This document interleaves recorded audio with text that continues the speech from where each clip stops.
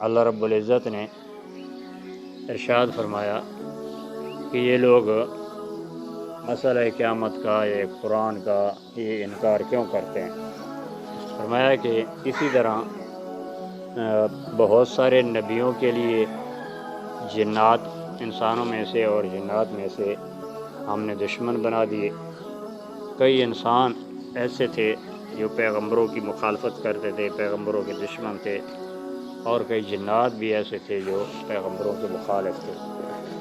اور ان کا حال یہ تھا کہ انسانوں میں سے جو شیطان تھے وہ جنات کی طرف خوبصورت باتیں بنا کر بھیجا کرتے تھے، اور جو انسانوں میں سے جنوں میں سے لوگ تھے شیطان قسم کے، وہ بھی انسانوں کی طرف باتوں کو خوبصورت بنا کر بھیجا کرتے تھے۔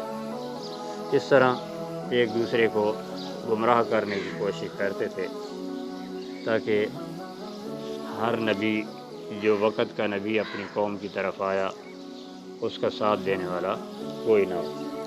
اللہ نے فرمایا وَلَوْ شَاءَ رَبُّكَ مَا فَعَلُوهُ فَذَرْهُمْ وَمَا يَفْتَرُونَ، اگر اللہ تبارک و تعالیٰ چاہتا تو وہ یہ کام نہ کرتے۔ آپ صلی اللہ علیہ وسلم کو اللہ نے حکم دیا کہ آپ انہیں چھوڑیے، اور جو کوئی یہ گھڑ رہے ہیں بنا رہے ہیں اس کو بھی چھوڑ دیجیے۔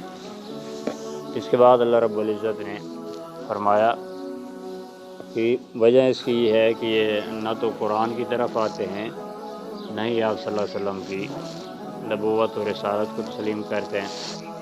فرمایا وَلِتَصْغَىٰ إِلَيْهِ أَفْئِدَةُ الَّذِينَ لَا يُؤْمِنُونَ بِالْآخِرَةِ، تاکہ اس قرآن کی طرف ان لوگوں کے دل جھک جائیں جو آخرت پر ایمان نہیں لاتے ہیں، اور تاکہ وہ اللہ تبارک و تعالیٰ کو راضی کر لیں، اور وَلِيَقْتَرِفُوا مَا هُمْ مُقْتَرِفُونَ، اور چاہیے کہ وہ حاصل کر لیں، کما لیں وہ جو کچھ کمانا چاہتے ہیں۔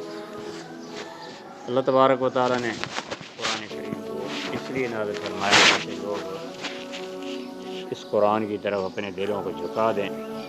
جو آخرت پر ایمان لاتے ہیں ان کے دل تو جھک جاتے ہیں، اور جو آخرت کے منکر ہیں اس قرآن پہ بھی ایمان نہیں لاتے۔